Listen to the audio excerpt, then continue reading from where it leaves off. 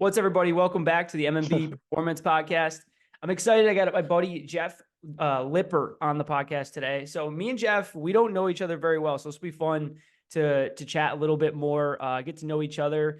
And I found Jeff on Instagram a little while back because as I got deeper into the OCR community, doing these races and endurance sports, I saw his page and I thought it was cool because I mean the man's doing half Ironmans. He's done tough, I think he's 18 plus tough mudders, world toughest mudders, all kinds of endurance sports. So I think it'll be fun to talk with him a little bit today and talk about his journey, how he got into the sport, how he got into endurance. And I think for people that are listening, it'll be a cool way to hopefully have you learn something new and then maybe connect with him and learn a little bit more about the sport. So Jeff, thanks for coming on, man. Yeah, no problem. Thanks for having me. I'm excited to talk about running and endurance sports in general. It's definitely a favorite topic of mine, just fitness junkie since I was younger. So I'm excited to have this talk.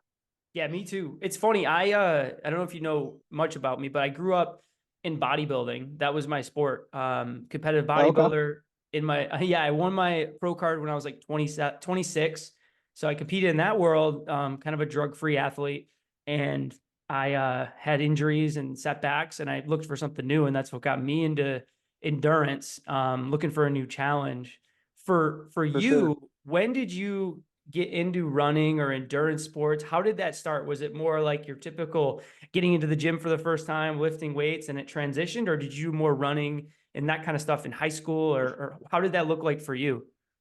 So it's kind of interesting because I grew up playing sports. I played football since I was a little kid.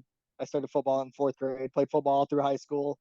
I played baseball, I wrestled, but I wasn't really into running. I mean, I did like a little bit of track, but I didn't really run. I did pole vaulting for a little bit. Okay. And I wasn't a huge fan of running. I was definitely lifting weights throughout high school and early on in college. And my actually first uh like ultra was back in 2012. I was When I was in college, I was working at Menards home improvement store, and there was a guy that I worked with that he was a runner. He was a pretty big runner, and he was like, "Hey, I'm doing this 50K." I was like, "Screw it, let's do it." Yeah. So I was like, I just jumped right in with that, and I didn't give myself enough time to train at all. I think I trained for that race maybe, I don't know, month and a half, 2 months. And then a week before the race, I hurt my knee training, and I took the week off going into the race. Like took it real easy, and I was feeling all right on race day, and I ended up hurting my knee at mile 5, so I limped 26 miles to finish the race Oh, because I wasn't gonna quit. Like I right. signed up for it and whatever. I was like, I'm not gonna quit. It took me 7.5 hours to do the 50K. So How that did you was feel back in after? 2000. I couldn't walk. I literally couldn't walk at Right. I can all. imagine. I limped to the finish line and I just laid there for probably like an hour before I got in my car and had to drive home. And I was like, this is the worst feeling ever. How long? And I Go ahead. No, no, I can let you finish. I was going to say, how long did it take for you to regroup and be like, all right, can we do better? Or what's next? After that, I kind of told myself, I was like, I don't know if I ever want to do this again, Yeah. just because of how I felt and everything. And it was my first like long run ever, and I was like, I don't know. So if you kind of after that, I took some time off of running in general and just started lifting weights a lot and was really into lifting weights. I from like 2012 to like 2017, I did like a couple halves a little bit, some smaller runs. But I didn't do my first obstacle course race until what was it, 2015? I did a Warrior Dash. So Nice. that's what got me into OCR. Like it was just it was an easy 5K, and I was living out in Omaha, Nebraska at the time, and I did it with my wife and a girl I worked with, and I loved it. I just loved crawling in the mud, doing the obstacles. I was like, man, I feel like a kid. So that got Sure. me excited to kind of start looking into that. And I started I didn't do my first Tough Mudder. I did a half Tough Mudder in 2017. It Okay. was the what was it? When they had the Tough Mudder half. So I think it was 5 miles. Yeah, it was like a I did 10, that. a little less than a 10K, something like that. Yeah, I did that in 2017 was my first Tough Mudder experience, and I was like, "Ooh, this is pretty cool." I was like, I was definitely a fan of Tough Mudder, just the camaraderie and everybody helping each other out on obstacles. I was like, "This is pretty awesome."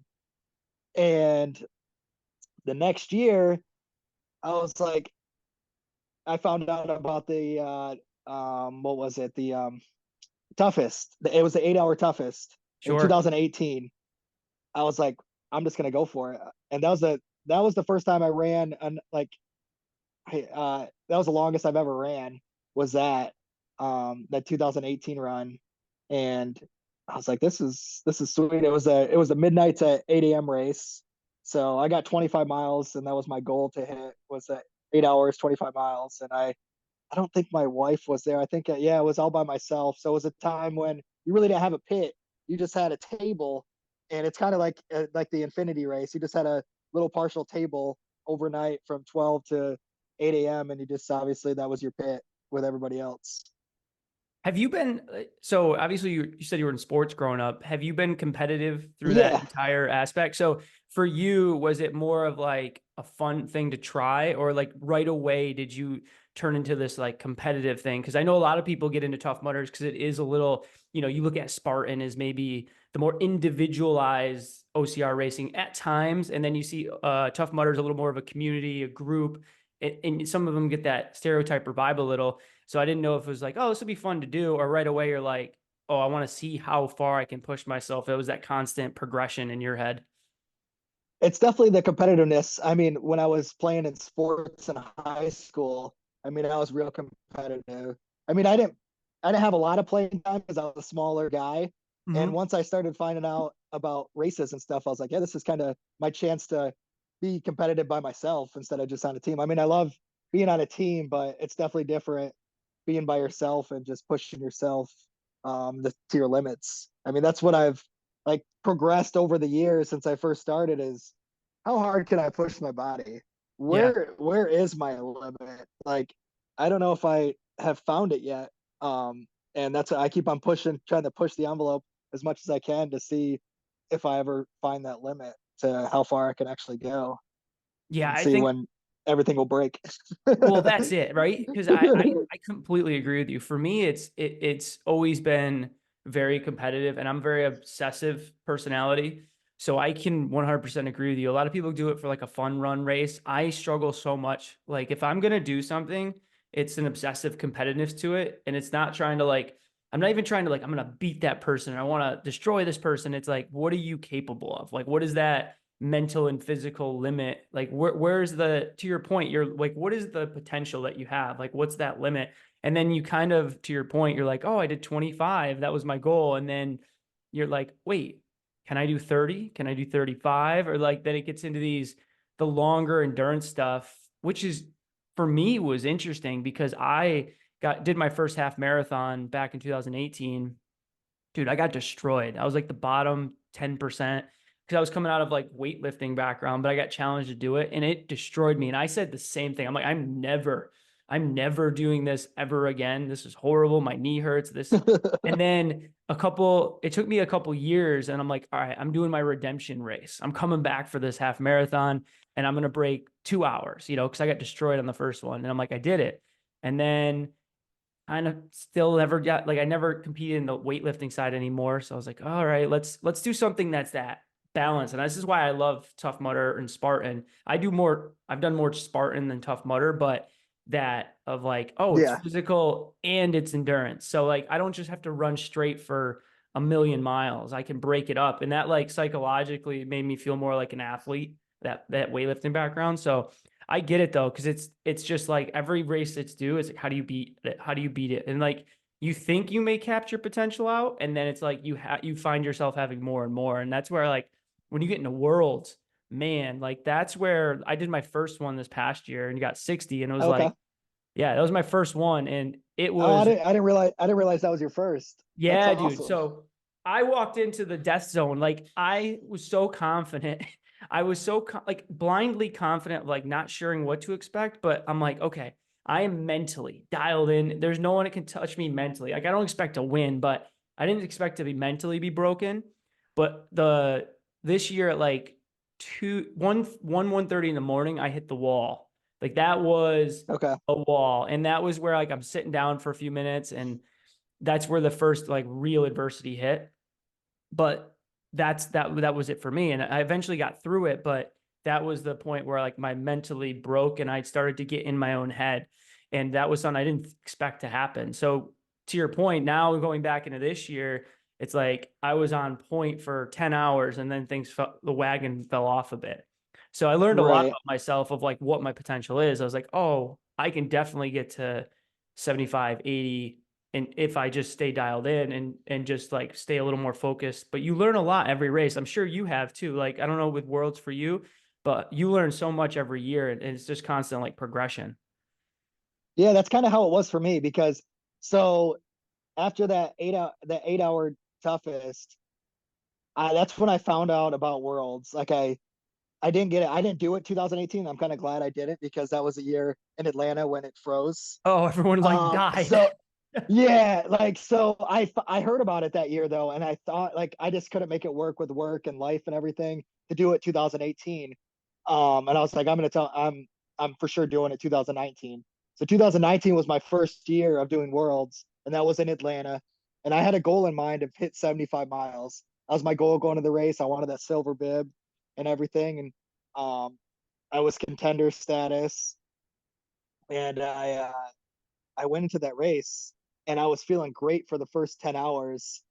And then all of a sudden at midnight, man, it I started to was in get the same cold. boat. I was in the same It boat. started to get cold.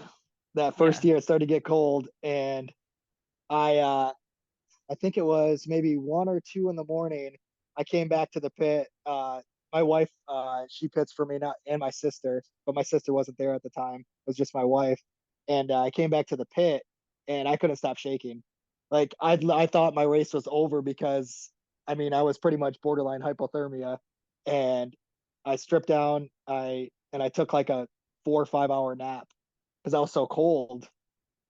And after that nap, I was like the sun had come up and everything, and I took my nap at I think 50 miles. I took my nap at, and I woke up and I was like, I gotta get back out there. I was like, I can't. I'm not gonna quit. Let's see how many laps I got left in me. I ended up doing 2 more laps, and I got 60 miles for my first year. I didn't get the 75, but I was okay with that because I got up and finished the race. Yeah. So, I mean, that was the biggest thing for me is, I mean, I walked the last 2 laps. I had a full wetsuit on and everything, and I was nice and warm, but um, I was just proud that I actually got back up and finished. That was the Dude, biggest it part. takes a lot to stand back up because I went into the wetsuit early this past year, even though I maybe didn't need to, but everyone was just very like, when in doubt, go into it a little earlier than later. And so I got into it early. But my thing is I did so because this year everyone was, too many penalty laps, all that. Everyone was complaining. I did well with the upper body. I wasn't a penalty lap issue for me. It was just I stayed moving and I stayed walking, but I didn't run enough. Like I could have, but also like when your first time going into this, you don't know, like you're trying to teeter emptying the gas tank of how much just walking at a fast pace you can complete a lot of miles, or how much running is going to tax you or beat Right. you up. So it's such a, like you said, when you get into this 12-hour mark past that, you're in new territory. Like it's such a different world, and it's so differently exhausting than just running. Because I wanted to tap into that too, because you've done 100 milers, what, 3 or 4 times? Yeah, I've done 300 milers. I got my next one here in just over 6 weeks. I got another 100 milers. So it'll be my fourth 100 mile race. Yeah, that's awesome. So like for you, what's the biggest difference of doing like a completing 85 at Worlds to running like one of these just straight running 100 milers? I mean, they're definitely two totally different races because I mean, after that 85 miles, I mean, that was the most I did last year at Worlds. I mean, technically, I'm going to say this. I did over 100 because I did 17 penalty mile laps, Damn, or dude. like See, 17 that's miles of penalties. crazy. Yeah, because I mean, after, I mean, I was just starting to fail some of the grip obstacles. And I looked at my watch at the end of the race and it was 102 miles. I was like, oh my God. I did 17 extra miles. I was like, I hit my 100-mile goal, but only Yes. 85 counted. Yeah. That's But why. it's definitely a lot different. I've done different styles of 100-mile races. So my first 100-mile race was 2000, 2021. It was a 24-hour race, but there were 2-mile loops. So you get Okay. as many 2-mile loops as you can Damn. in the 24 hours. So it was a trail run too, and at I mean your pit was right before the start finish line, and you could stop as much as you wanted, but you just keep on doing as many 2-mile loops as you can.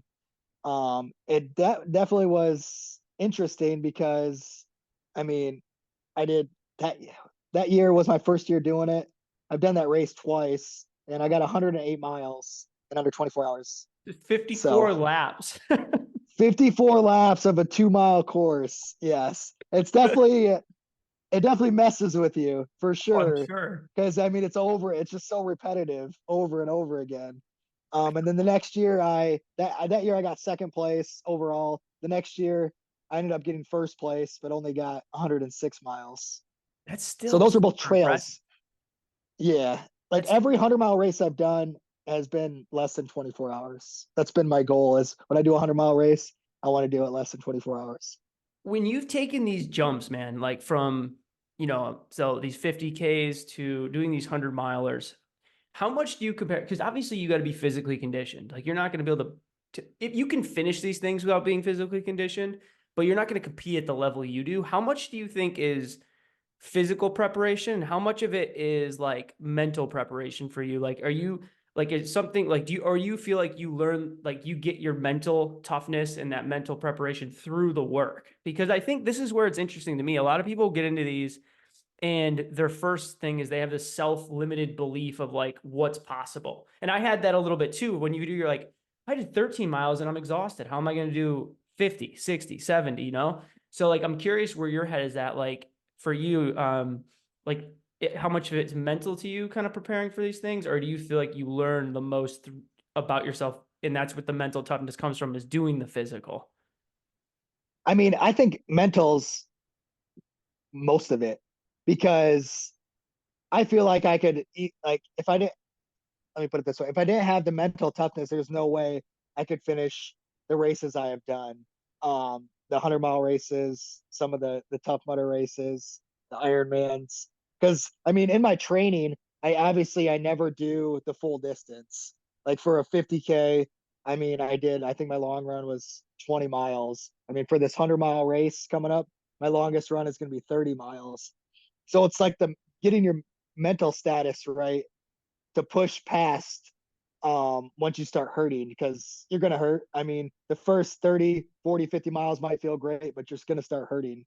And you just got to keep your mental side of it going, because if the mental side of it shuts down, game over. Your race is over.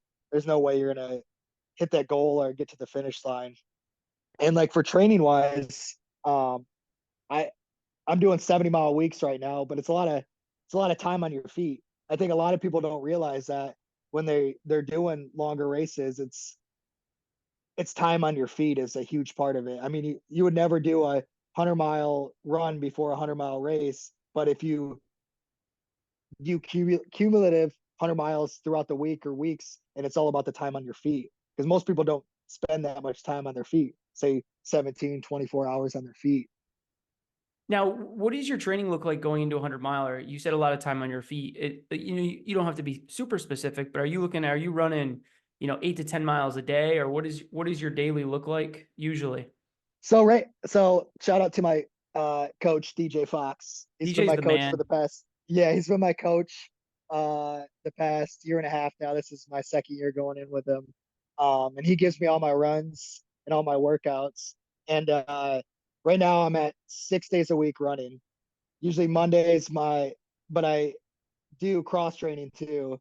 So we do lifting, we do some legs, um, and I run Tuesday to Sunday, And it's usually right now with the 70-mile weeks. So it's usually 8 to 10 miles throughout the week, and then the longer runs on the weekend. So like today I had a 20-mile run. Tomorrow's 8, and we'll finish off the week at 70 next week. That's another 70-mile week, but I think Friday or Saturday and Sunday next week are 15 and 15. So just spread it out throughout the week, and then um, on Mondays it's kind of endurance strength, doing lunges and squats and stuff with a little bit of weight, but not too much. And then also still incorporating pull-ups and grip strength work, just so I don't lose that, since after this race it's going right into Tough Mudder season. So No, it makes sense. Now, was that a gradual buildup for you? Because I think the average person, right, that listens to this that isn't as competitive as you is, they're like, running 6 days a week, 70 miles. Like, was it one of those traditional, like, kind of 10% increase over week, kind of like basic thing? Or do you kind of, what was your like kind of approach over the last year? Because I think that's like interesting to a lot of people, because a lot of people jump into running and they get hurt because they go like balls to the wall, like, like no running experience, jump in, run 6 days a week, shin splints, beat up, wrecked. For you, was it because you had a little bit of a running base, obviously, before DJ, but was it the biggest thing frequency for you, just getting more time on your feet and a little less miles per day? yeah, because I had a good baseline coming in over the past couple of years, and once I connected with DJ, I mean, it's been a really strategic plan. We started to build up. Usually it was like my lower weeks. If I do a deload week, it's usually for 30 to 40 miles. But a normal week, right now we're peaking to get ready for the race, which is 70, 70 miles. I think last year before Worlds we were up to 80 a week. But it was usually around 50, 60, and then gradually increase to 70, and then stay at 70 for a little bit. And then we'll taper the 2 weeks. But I'm really good at, like, I try to keep it consistent with time on my feet and just miles throughout the week. Just to, as I'm feeling good. And if I'm having an off day, I might cut it back a little bit, but I'll make up for it usually towards the end of the week if I'm not able to get all the miles, depending on schedule or something. How much is But your like I nutrition? said, Oh, sorry, go ahead. If you could go finish. ahead. But the baseline was huge for me. I mean, if you're coming into this um and you jump right into a 50, 60-mile week, yeah, you're definitely going to get hurt. So you want to have a good baseline before you increase to that larger number. I mean, it takes time to get good at anything. And I think that's the hard part. Like, I've learned, I interviewed one of the coolest dudes ever from England. I don't know if you saw it, but Scott Jenkins. He was the first British man to finish the Triple Crown of 200. So he did 3 200 Okay. milers in 5.5 weeks. And he was the first ever British man, came in 5th overall. We talked, and dude, he's such a chill dude. And this is what I love about endurance sports. Everybody is so chill. Like I get on the call with him and he's like, "What's up, mate? How we doing?" I just reached out from him, the random dude, small little podcast, like a little bit of a following, not really, and just reached out across the country. And he's like, "Yeah, I'd love to talk about it." I'm like, because he spoke at a convention. My friend brought him up to me. We talked for about an hour, and like just his experience of, running 3 200 milers in 5.5 weeks, like through Big Bear, through all these, and it's just like, it's so fascinating to see like what human potential is. And then you look at the Barkley with the woman it just finished, and it's like all this, Yeah, like, that was awesome. That dude, was so cool to see. it's crazy because it just continues to show you like how, if you're, and the whole point is, if you're willing to put in the work for not weeks, not months, but years and years and years to get up to this point, like it takes time, but it's always possible. It's also like you have to believe in yourself that it is possible, because if there's doubt in your head that it's possible, it's very unlikely it's going to happen. Yeah, Like in I've that, I- I've been like saw Barkley over the past few years, and I saw the documentary on it, and I think it'd be a really cool race to do. The thing I'd be worried if I ever did it is getting lost, the because you have to use a map navigation, and a compass. Yeah, dude, you have to use a map and a compass. I can't There's drive no an way. hour away without a GPS. Like Yeah.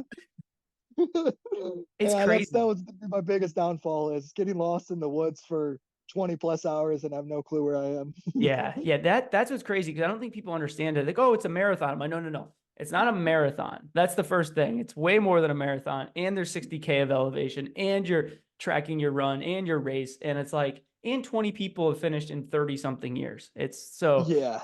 It's fascinating. I felt bad because I just talked to Chris from Spartan. Chris, you Chris know, Rogowski. Yeah. yeah, yeah. Yep. So we just talked the other day, and I felt bad because she was supposed to run that, and she tore her meniscus and was like out of it basically. So I That felt sucks. bad. That's horrible. Yeah, because like the odds of getting picked are so slim, it's tough.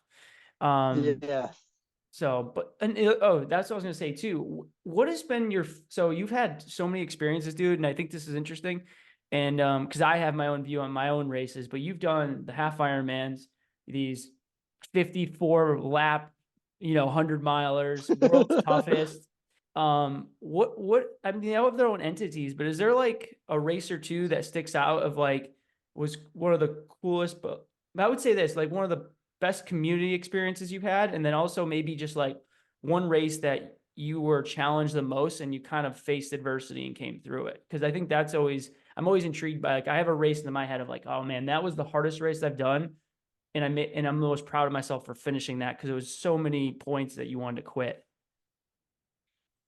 I think my favorite race so far, I mean, a huge memory of mine that is definitely a huge impact was the second year I did this was 2000, what was it, 2022.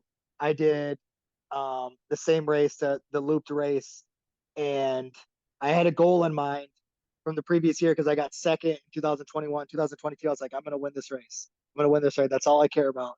I'm going to win this race. And I finished the race number one overall. And it was my first ever number one, like winning a race. So like at the end of the race, I had so many emotions. Like I actually started crying like as I crossed the finish line because over all the years I've been doing these and running and stuff, like I've never gotten first place. So that feeling of finally accomplishing first place just felt amazing. It's gotta feel, dude. That's like I can imagine. I've never won an endurance race.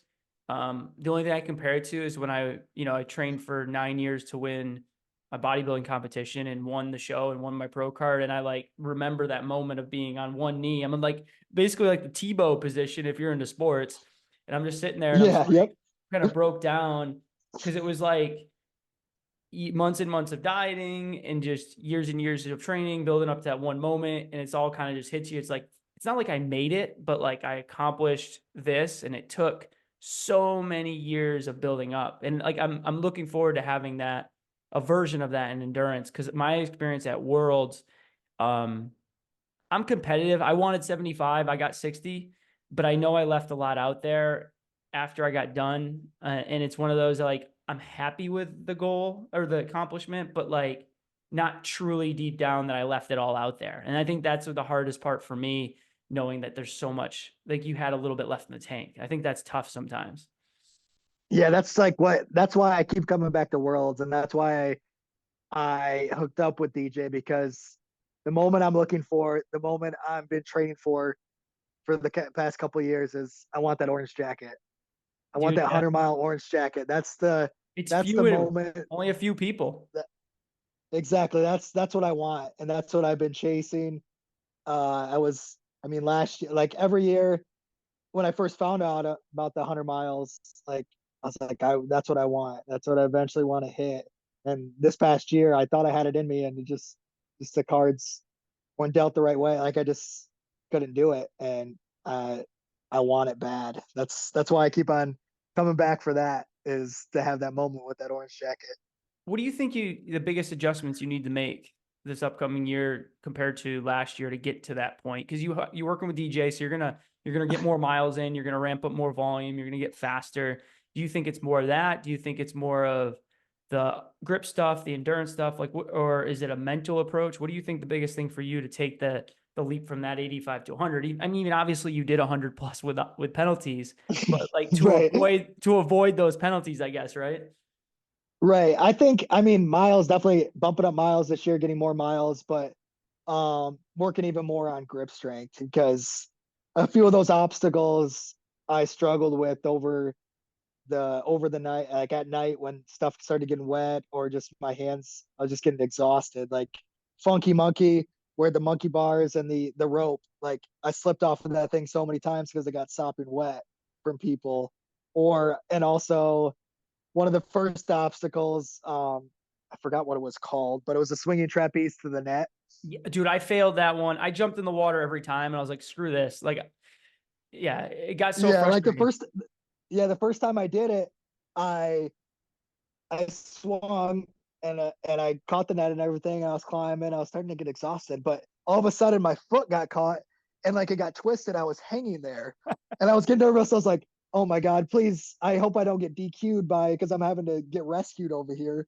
So I got Yeah. nervous going into that, like on the net, like every lap after that, and then also I can't think of what it's called. I might this might be the wrong name, but I think it was Dingleberries, where it's the cargo net that you had the transverse across. Yeah. So that one, I just man, Did that you that wear was a hard gloves? one. I mean, you have gloves for most of it or no? No, I usually don't wear gloves just because they always get. I mean, they end up getting wet anyways. Yeah. So I don't normally wear gloves, but to practice that, I mean, I built a course in my backyard last year, Good and shit. I'm adding that obstacle to my course this year. Like I already gonna buy. Like there's one I'm already spotting on Amazon to buy. It's a 12 by 8 cargo net that I'm gonna transverse across a million times before the race. And I have a feeling that watch say I do all that and it's not even in the it's not It even won't in the even be there, course. right? Right. Dude, the thing So with that obstacle, the one thing I will say is I've always been really strong upper body strength with my background. So, but I will say what saved me in that rope you climb upside down and shimmy across, right? Whatever that yeah, one. And then the cargo net one. I did well on those, but I made the transition at like 11 p.m. because my hands were just getting raw and I put like a neoprene grippy glove on. So it kept my hands warm. And it honestly, it wasn't even the warmth in the hands. It just didn't that deep burning rope, horrible sensation of holding on to it. So it took the thought of the grip out, right. and that made a difference for me. I don't know, like I said, I don't like any other race, Spartans, Tough Mudders. I don't use any gloves, but that for some reason, because it also like at that point it was like, oh, grip is no longer an issue. It's just I just don't have to worry about like ripping my hands open. So it was interesting that helped me a ton to have like this grippy glove with like neoprene glove, but it helped me a ton because it wasn't like slick. But Right. Yeah, that's awesome. yeah, Yeah. that was I huge. just But the stupid I'm always banana, I missed the banana a bunch of times. The stupid banana one. Um, oh yeah, yeah, what was it, like hanging tough or hanging yeah, rough, whatever it I was swing, called. I grab Yeah. the banana, I'd miss, and I'm swinging back, and then I'm like spinning in a circle, and then I'm like, oh shoot, and then my grip went. I got lucky. I hit That the that that obstacle almost ended my race. really. So I was feeling good. I was on pace for, I knew I wasn't going to hit 100, but I was on pace to get 90 miles. And I come up to that obstacle. I'm on my lap 15 for 75 miles. I jump up onto the platform because of the raised platform, and I'm like looking and stuff, looking back and forth because some of them were like kind of wet. So and then you know how there's multiple platforms and there's a gap in between. Yep. So I was on one platform and I was looking up at the obstacles, trying to see which lane I wanted to go through. And I went to go up. I forgot about the gap, and I fell in Oh, between the two platforms. And for a quick second, I thought I broke my leg. like, did you So jam it or just the way you fell? yeah, like I fell in there and I jammed it, and it got a big gouge under my knee.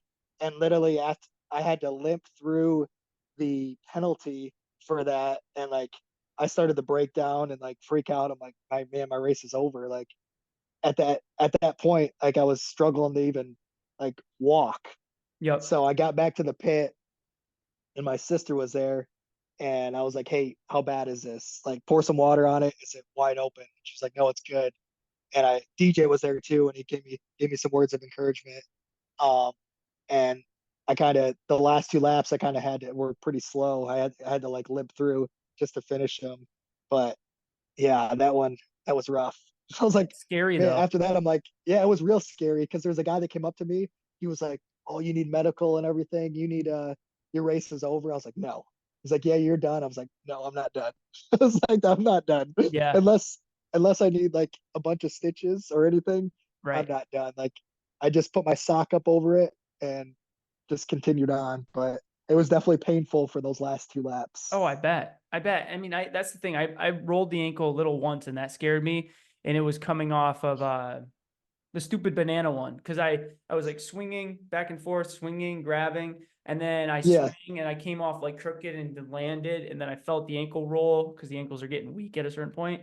And then there's that gut, like your heart drops for a split second. And you're like, did I sprain my ankle? Like, and then like you walk it out and it came back. Like I was limping a little bit. So it was more like a power hike, but same thing. And then you're like, now that you go from confident to like second guessing, hesitant, like you still want to push, but you're getting nervous now. You're like, oh my gosh, can Yep. I do this? And that changes like your Yep. whole perspective of the race. So it's tough in that regard.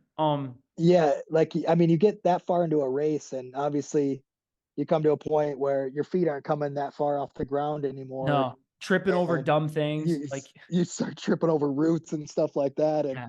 over that time, I mean, your feet are already sore as it is, and every little hit with your feet or your toes is gonna hurt more and Dude, more. my toenails were trashed. Like I don't like this was the first time I've ever done that distance. And, you know, I never done over 30 miles, and then we went to 60, and it was just like I had like 5 black toenails, like just from jamming. The shoes I loosened up a little because I was getting too tight around the center of the top of the foot. It was like bruising it almost because I tied it a little too tight so the feet wouldn't slide and jam. But then I loosened it. And now they were jamming. So I was like, you know, my toes were racked. It was the first time I've experienced that kind of like my toes. My wife's like, because my wife and my good friend, my good friend and my uncle came and pitted me, and they were super positive. But like, I was like, took my shoes off at the end, and they're like, "Oh my god!" I'm like, "Yeah, that they hurt. They hurt. Like they're toast." What what shoes do you wear? You wear VJs or what do you wear? I wear the ultra. I do an ultra lone peak. That's what I was wearing, the zero Okay, drop. Um, gotcha. so whether that's the best shoe to wear for it or not, like my friend Kat, is a endurance like 50 milers endurance athlete, she loves the lone peaks. So I started using those, and I've just been using them for the last like year and a half. I've went through the Lone Peak fives. I bought like 4 of them, and then the sixes and the sevens came out, but the new models I don't like as much. Like they're almost built with like less material. Like they're not built as durable. They got a Gotcha. little cheaper. What do you use? My favorite shoe is the VJ as the Max, the Okay. VJ Max. Those are I'll check them that's out my because I go-to don't know of ultra them. shoe. I've heard of them, but I don't know them That's my well. go-to. They just came out with a new model that I want to try. It's the Max 2. I've been doing the Max originals that I've had no issues with, and I usually go half a size up in my ultra shoes From just swelling. for because it obviously from swelling. Yeah, so I usually wear like a 10, but for those shoes I go with 10 and a half. Are they Um, wider shoe? Like they have a wider toe box, or is it more narrow? uh, It's hard to say. I don't really. It's hard to say because my feet aren't that wide, so Okay. I'm not sure. But yeah, that's what I mean. Usually, I think every toughest or every tough mudder I've done and worlds, I've never changed shoes. I kept the same Nice. shoes on the whole time. Never changed shoes or socks. I Kept them think on the that's whole time. I didn't on my first, and I think that people get a little too caught up on trying to change stuff because one, it slows down your pit times. Like that's the best advice I got from DJ, from Christian, from Brant, my buddy Brant. Like anyone that done these, he's like, man, 5 minutes or less, like in and out. If not, like, Yep. get because you don't think about it, but 15, 20 laps, like that's an extra hour plus on the back end, where like that's the Yeah. difference of getting another lap in or not, potentially maybe more. Yeah. It eats up a lot of time. Like you don't realize it. Um, I mean, a lot of my pit times this past year were my longest was 7 minutes, but usually I kept them like 1 to 2 minutes. And I mean, those minutes go by quick. Like you don't Dude, realize so fast. it's already 2 minutes or like my 7 minute one. I was like, my God, I didn't think this was 7 minutes already. So yeah, it's crazy. I mean, you could spend a lot of time in the pit and not even realize how much time went by. I know we're getting a little lower on time, but I had a couple last questions. Like one of them, I was Yeah. curious for you with the nutrition side for you. When did you really start dialing your nutrition in from endurance? Because most people get into it And like for me, it was like I had a background in strength conditioning, but the endurance world is a different ball game. And once you get past like 2, 3, 4, 5 hours and you're starting to do 10, 12, 24, like that's where the science I feel like comes into nutrition, where like you got to be getting stuff in, enough carbohydrates per hour, electrolytes. Like when did you take that leap, and did it make a big difference when you started to take it more serious? Yeah, I'm trying to think when I took the leap of Like, really concentrating on insurance. Like most of my races, I've never had issues like GI issues. okay. Um, I forgot what year that I started using my main go-to the past few years. Well, this last year, I tried Endurelite. I started using that, and I know then DJ uses that a ton.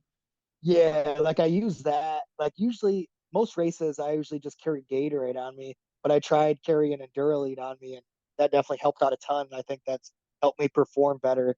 But I usually always use Tailwind when I come into the pit and everything.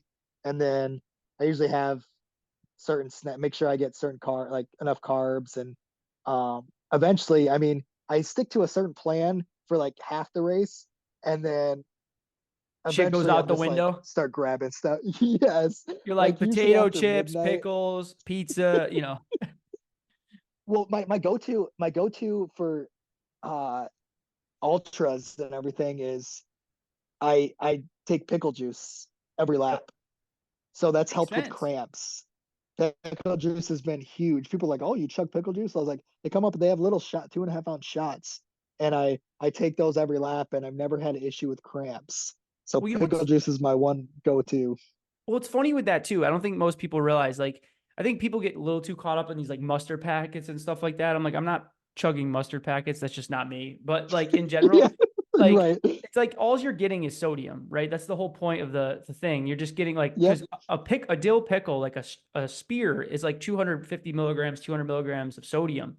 So it's like if you have three or Hmm. four pickles, you got a gram of sodium, and it's like if you're taking in, if it's warmer day, you can be easily going through a gram of sodium an hour.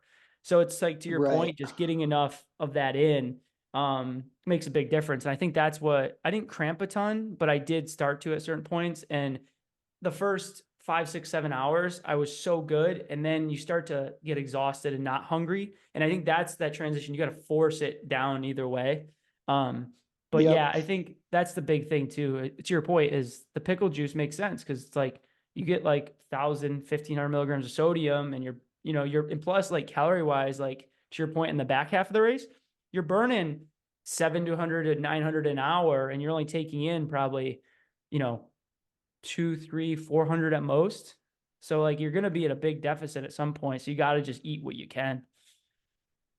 Yeah, it's funny because when I uh when I first started training with DJ and I told him my goals for worlds and stuff and basically he told me he was like, yeah, worlds is it's running, but it's also an eating contest. You got to make sure you're eating and eating a lot.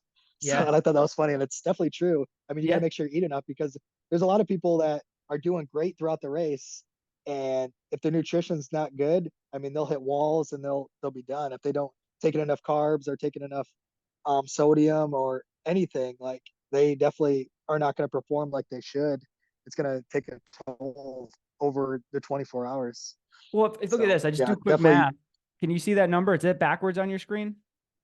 Nope, 16,800. So if you burn 700 calories an hour for 24 straight hours, bro, that's 16,800 calories. So if you're not eating, you're done. Like it's game over. Like your output is Yeah. absurd. You know what I mean? So it's like funny because you start Yep. doing numbers like that, and I think it starts putting perspective. Like, why did I hit the wall at 14 hours? Well, I burnt 8,000 calories so far. You know, Yeah. It's crazy. so It's it is crazy. crazy. So moving forward, man, you got your 100 miler. What does this year look? So you're big. Do you have any other? So you have Tough Mudder season coming up. So you have your 100 miler, and what's So I the got at least the goals in place for you for this upcoming year? so the schedule looking like right now, got the 100 miler the weekend before was it Memorial Day, and then got Tough Mudder Infinity Michigan Father's Day weekend, which is June 17th, I think. My goal for that is to get elite status, so I think it's 45 miles. That's I want impressive elite though. status for That this that's year. like harder than worlds to me to get the, you know what I mean? It's in a weird way, like you got to be Yeah, flying. Yeah, I've realized that, yeah, you have a better chance of getting elite status at Infinity than you do at toughest. Definitely. Toughest is definitely harder, just because overnight and everything. And but got that, and then July, I'm looking at doing a backyard ultra, try to do a PR for mileage. My goal is going to be like 130 miles Beat. backyard ultra. And then what is it after July? August, I plan on doing toughest in Chicago. So we'll see how Infinity of Michigan goes. If I get in elite status, I'll dial it probably back a little bit for Michigan. We'll see how I feel. Or I might just go balls to the wall and try to win it.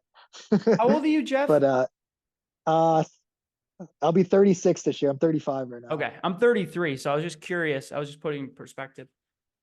Yeah, I just bumped up into a new age group this year. Yep. You just got to dominate that age group. That's all. Yeah, which is very tough because there's a lot of tough people in my age group. Sure. Like I feel like Trevor Psychos and in the 30s in general, like 30 to 40 is like where all everybody starts to like get into their own of like endurance land. yep, yep. And then after that, I don't know. I right now I don't have anything planned for September, or October. It's just dialing everything in for Worlds in November. Yep. Um and go for that 100 miles again. But I don't know if you saw my Instagram story yesterday, but there's a race I'm doing April of 2025, No, I didn't and see it. it's called the Arizona Monster 300. It's a Oh, 309 mile race, point to point in Arizona. bro, that's absurd. That's So absurd. Like I I think think like it's the Moab 240 is absurd. This is absurd, absurd. yeah, it's brought on by the same company, Destination Trail, that does Moab and Bigfoot, um, and Tahoe. Same company that does that. But yeah, 309 miles point to point. That's There crazy. is 42 or 43,000 feet of elevation gain and 43,000 feet of elevation loss. You have a time I love it. limit, No, and your I love cutoff it is though. 170 hours. I think that's amazing That's and horrible at the same time. I'm hyped for you, but I'm also like, holy shit, bro. yeah, it's gonna be the longest. That'll definitely be hands down the toughest Oh my God. race and longest that I've ever done. I I, mean, I've only like known it. right after Worlds, I'm gonna have to take a break from just Yeah, to recover for like your a week or body, two, and then get right back into it. bro, that's insanity. I like love it, but that's just insanity because it's just like the amount of there's only a because there's not many people have done 200 milers, and it's like the Yeah, and this again goes to human potential and the limit. Like you're going to 300 miles, right? It's like it's absurd, but it's just a I matter mean, of like it's crazy. yeah, I think the percentage of like people in general that have done like a marathon is, I think, less than 1% Yeah, I or think around that. And then so if you take into consideration people have done an ultra, cut that number down, and then do a like or 100 mile or 200 mile, 300 mile. I mean that percentage point is zero zero zero zero. zero. Yeah, there's a bunch of zeros in there for But that's sure. I'm built like you in that regard because I remember when I was 19, I just don't want to live my life as average. Like, I don't have to be the richest man in the world, but like there's different my version of what average is, and physically is a big like my number one thing. Like I don't want to physically be average in any aspect, mentally, what I can accomplish. And to your point, I use the same numbers you just brought up as like the less amount of people that do something or the more people that are like, dude, that's crazy, you're gonna get hurt, the more incentive I have to do it.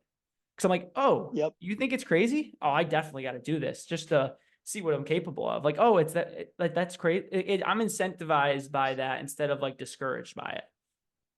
Yeah, it's funny because there's a lot of people.